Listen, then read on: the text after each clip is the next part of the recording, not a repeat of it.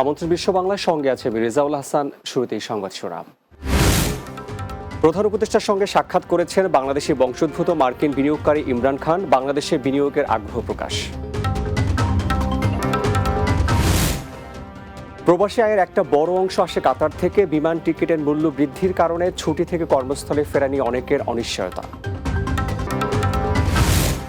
এবং মালয়েশিয়ার কুয়ালালামপুরে ইমিগ্রেশন বিভাগের অভিযানে বাংলাদেশি সহ 196 বিদেশি আটক, বৈধ কাগজপত্র দেখাতে না পারায় ব্যবস্থা।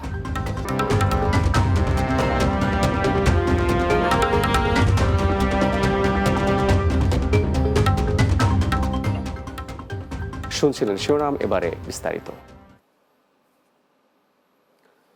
প্রধান উপদেষ্টা অধ্যাপক ডক্টর মোহাম্মদ ইউনূসের সঙ্গে সাক্ষাৎ করেছেন বাংলাদেশি বংশোদ্ভূত মার্কিন বিনিয়োগকারী ও স্ন্যাপচ্যাটের সাবেক প্রধান কৌশলগত কর্মকর্তা ইমরান খান।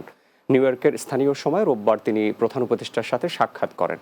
প্রধান উপদেষ্টা তাকে বাংলাদেশের দ্রুত বর্ধনশীল ফিনটেক, স্বাস্থ্যসেবা ও সামাজিক ব্যবসা খাতে বিনিয়োগের আহ্বান জানান। এ সময় ইমরান খান বাংলাদেশে বিনিয়োগের আগ্রহ প্রকাশ করে বলেন, দারিদ্র্য দূরীকরণে ডক্টর ইউনূসের মিশন তাকে গভীরভাবে অনুপ্রাণিত করেছে এবং এখনই মাতৃভূমিতে বিনিয়োগের উপযুক্ত সময়। দেশি প্রবাসী আয়ের একটা বড় অংশই আসছে কাতার থেকে। তবে গত কয়েক বছর ধরে বিমান টিকিটের অস্বাভাবিক মূল্য বৃদ্ধি স্থবিরতা নিয়ে এসেছে প্রবাসীদের জীবনে। এছাড়াও দেশে ছুটিতে গিয়ে বা পুনরায় কর্মস্থলে ফেরার ক্ষেত্রেও বাংলাদেশিদের মাঝে দেখা দিয়েছে অনিশ্চয়তা। কাতার প্রতিনিধি আকবর হোসেন বাচ্চুর তথ্যচিত্রে জানাচ্ছেন সর্দার রাজীব। বাংলাদেশের অর্থনীতিকে শক্তিশালী রাখতে প্রবাসী শ্রমিকদের অবদান অনস্বীকার্য, কারণ তাদের পাঠানো রেমিটেন্সেই গড়ে উঠছে অর্থনীতির চাকা। 2024-25 অর্থ বছরে প্রবাসীরা দেশে পাঠিয়েছেন রেকর্ড পরিমাণ রেমিটেন্স। আগের বছরের তুলনায় প্রায় $6.5 বিলিয়ন বা 27% বেশি বৈদেশিক মুদ্রা পাঠিয়েছেন তারা। প্রবাসীদের রেমিটেন্স বৃদ্ধিতে দেশের ডলার সংকট কেটেছে, বৈদেশিক মুদ্রার রিজার্ভও বেড়েছে। তবে বাংলাদেশে আসা যাওয়ার সময় টিকিটের বাড়তি ভাড়ার বিড়ম্বনায় ক্ষুব্ধ তারা। যারা প্রবাসী আছি তারা ইতিমধ্যে বাংলাদেশের টিকিট নিয়ে অনেক হয়রানির শিকার হতেছি। এটা আসলে একটা সিন্ডিকেট, আমরা এই সিন্ডিকেটটা ভাঙতে চাই। আমরা প্রবাস থেকে বাংলাদেশে যাওয়ার সময় তখন আমরা অল্প খরচে যাইতে পারি, কিন্তু আমরা যখন আবার বাংলাদেশ থেকে আসতে হয়, আমরা এত টাকা কেন আমরা গুনতে হয় একটা ইয়ের টিকিটের জন্য? 1 লাখ টাকা প্লাস। বাংলাদেশ সিন্ডিকেটে যতক্ষণ পর্যন্ত আপনার বর্তমান সরকারের দিকে নজর দিবে না, ততক্ষণ পর্যন্ত আমার মনে হয় না যে সিন্ডিকেটটা ভাঙতে পারবে।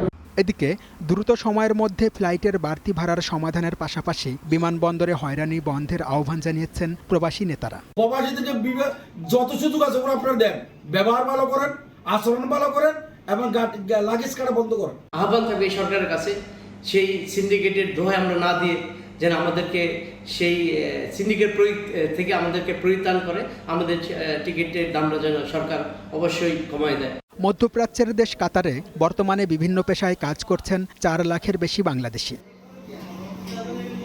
সর্দার Rajib, Bangla TV, news desk. কুয়ালালামপুরের চৌকিট এলাকায় বড় ধরনের অভিযান চালিয়ে বাংলাদেশি সহ মোট 196 জন অবৈধ বিদেশি নাগরিককে আটক করেছে মালয়েশিয়ার ইমিগ্রেশন বিভাগ।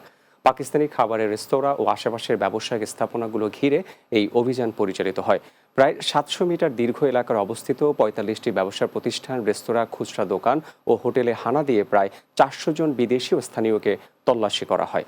এ সময় বৈধ কাগজপত্র দেখাতে ব্যর্থ হওয়ায় 8 দেশের নাগরিকদের মধ্যে Bangladesh, Pakistan, Indonesia, Bharat, Jordan, Nepal, Philippine ও শ্রীলঙ্কার নাগরিকরা আটক হন।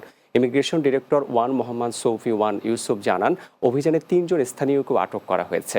তাদের বিরুদ্ধে অবৈধ অভিবাসী নিয়োগের অভিযোগ রয়েছে।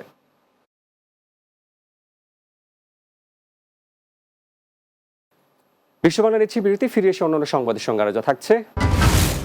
ফ্রান্সে হয়ে গেল প্রবাসীদের 24টি দলের অংশগ্রহণে মাসব্যাপী ক্রিকেট টুর্নামেন্ট। ফাইনালে সিলেট ফাইটার্সকে হারিয়ে চ্যাম্পিয়ন চেজার্স।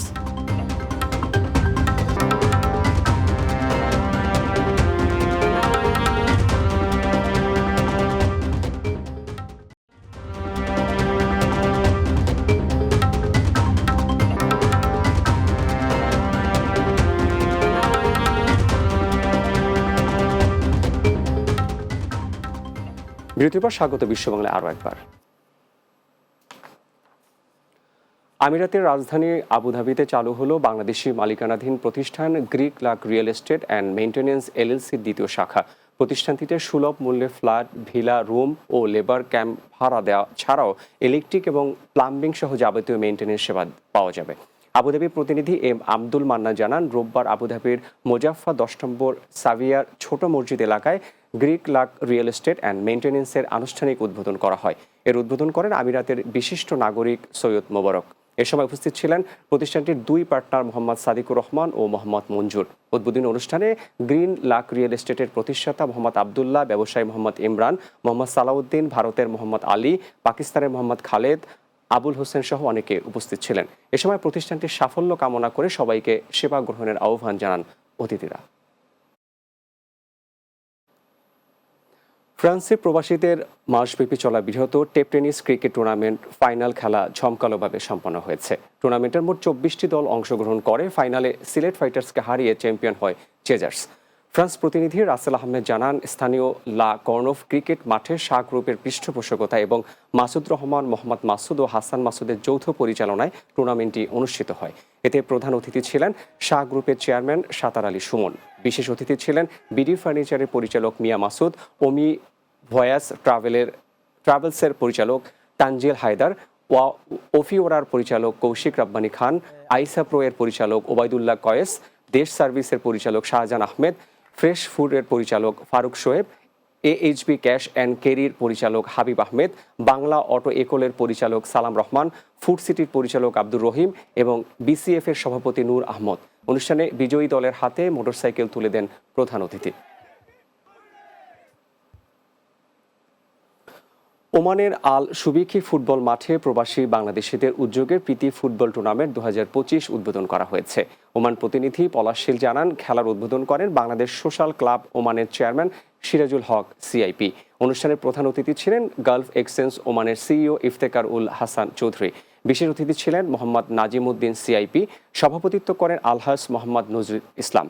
সঞ্চালনা করেন ইঞ্জিনিয়ার মনির হোসেন ও নাজিম মোল্লা। বাংলাদেশি সোশ্যাল ক্লাবের কার্যকরী কমিটি থেকে উপস্থিত ছিলেন ভাইস চেয়ারম্যান আজিমুল হক বাবুল CIP, সাধারণ সম্পাদক MN আমিন, সহকারী সাধারণ সম্পাদক মোহাম্মদ আনোয়ার হোসেন ও মোহাম্মদ আব্দুর রহিম, ক্রিয়া সম্পাদক মোহাম্মদ সিরাজুল হক CIP, কল্যাণ সচিব মোহাম্মদ MD মহসিন সরকার সহ মোহাম্মদ হাজি নাজিম উদ্দিন, মোহাম্মদ শাহজাহান ও অজিত বরণ শীল।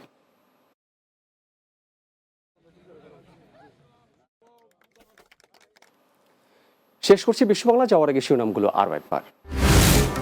প্রধান উপদেষ্টার সঙ্গে সাক্ষাৎ করেছেন বাংলাদেশি বংশোদ্ভূত মার্কিন বিনিয়োগকারী ইমরান খান, বাংলাদেশে বিনিয়োগের আগ্রহ প্রকাশ। প্রবাসী আয়ের একটা বড় অংশ আসে কাতার থেকে। বিমান টিকিটের মূল্য বৃদ্ধির কারণে ছুটি থেকে কর্মস্থলে ফেরা নিয়ে অনেকের অনিশ্চয়তা। মালয়েশিয়ার কুয়ালালামপুরে ইমিগ্রেশন বিভাগের অভিযানে বাংলাদেশি সহ 196 বিদেশি আটক, বৈধ কাগজপত্র দেখাতে না পারার ব্যবস্থা। এবং ফ্রান্সে হয়ে গেল প্রবাসীদের 24টি দলের অংশগ্রহণে মাসব্যাপী ক্রিকেট টুর্নামেন্ট, ফাইনালে সিলেট ফাইটার্সকে হারিয়ে চ্যাম্পিয়ন চেজার্স।